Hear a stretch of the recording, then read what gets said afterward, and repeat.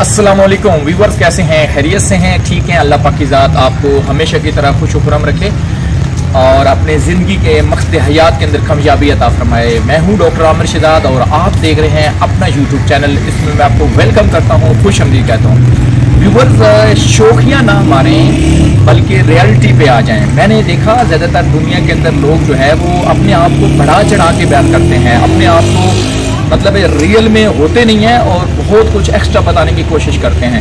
अक्सर लोग जो है वो दिखलावे के लिए आईफोन ख़रीद लेते हैं, अक्सर लोग दिखलावे के लिए गाड़ी ख़रीद लेते हैं, अक्सर लोग दिखलावे के लिए जो है वो कोई बाइक ख़रीद लेते हैं, होंडा 150 ख़रीद लेते हैं, 250 ख़रीद लेते हैं।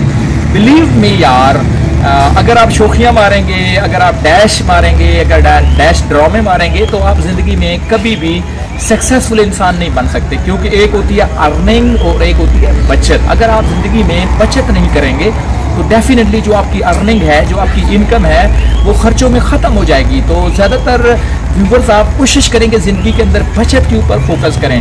अगर आपके छोटे मोटरसाइकिल से काम चल सकता है तो आप बड़ा मोटरसाइकिल मत खरीदें। अगर आप छोटी गाड़ी पे जो है वो आप अफोर्ड कर सकते हैं तो बड़ी गाड़ी मत खरीदें।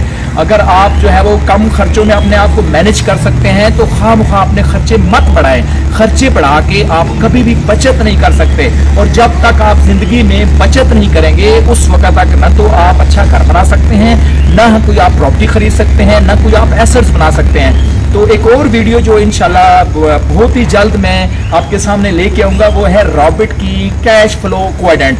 पहले भी ऑलरेडी इस पे एक वीडियो बन चुकी है, लेकिन आपने दोबारा इस वीडियो को मैं डिटेल के साथ बनाऊंगा। आपने इसको जरूर देखना है, जिसमें इंशाल्लाह रॉबिट जो कैश फ्लो के हिसाब से हमें गाइड करता है उस पर हमने अमल करना है। अगर आप लोगों ने इन बातों पर अमल कर लिया तो आप रियलिटी पे आके जब अपने खर्चे कम करेंगे और आप बचत करेंगे तो आप आने वाले जिंदगी के अंदर वो अपने टारगेट्स, वो अपने ड्रीम अचीव करेंगे जो रियल में आप चाहते हैं। आपके सुनने का बहुत ज़्यादा शुक्रिया, दुआ में याद रखिएगा।